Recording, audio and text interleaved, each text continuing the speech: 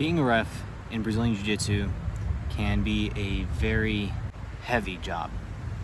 You're solely responsible for making sure the opponents get not only accurate scores, but when you're reffing children, you have to protect them from each other. You're supposed to stop submissions before they're fully completed under most tournament rule sets. When you're reffing adults, you sort of have to let them break each other when it comes to joint locks. Now, smart people will tap, but a lot of people will choose to rip tendons, snap bones, pop joints, you name it, I've seen it. It sucks, but they signed waivers, it's sort of their decision at that point. But most importantly, when it comes to people getting choked unconscious, you have to stop it. If the person's unconscious, they no longer can protect themselves with a tap, so you have to know how long it takes to put someone to sleep. A good submission hold, which is strangling someone, cutting off the blood flow to their brain, such as a rear naked choke. It's called a choke, but technically it's a strangulation. Or a triangle choke, again, same situation. 10 seconds and the person's asleep.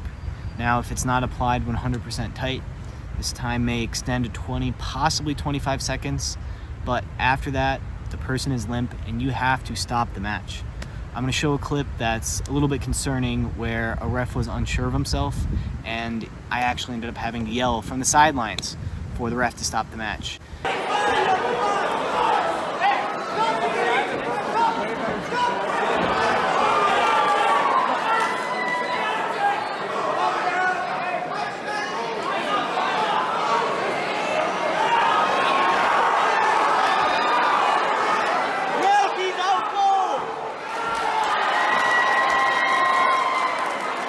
This can happen if the ref is inexperienced, if he's sort of getting lost in the moment.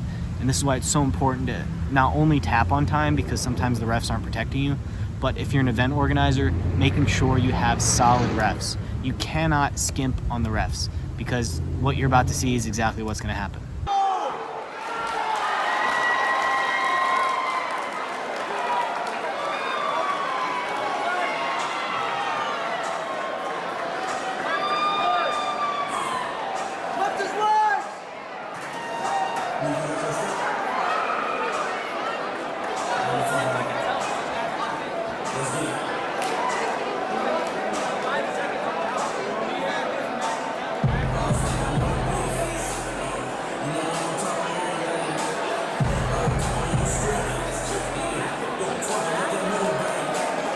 Now, it takes uncomfortably long for this person to wake up.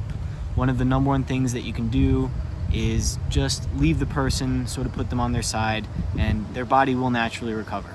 Now, it is often told to lift someone's legs up to get blood rushing to the brain, and that will work. You can sort of shake their legs out a little bit and help the blood flow return to the brain, because when your heart is pumping, it will be enough to eventually wake the person up, especially if you separate them in time.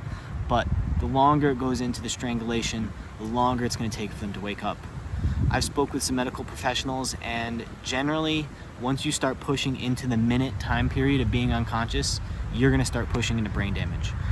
I always recommend letting go of chokes, even if you think the person should tap, especially in training. Now, if you're in a professional level event, I understand sometimes there's money on the line and you may want to risk it for the biscuit, but the juice isn't always worth the squeeze. And by that, I mean, it's not always worth it to fall asleep, especially if you're not going to win anyways.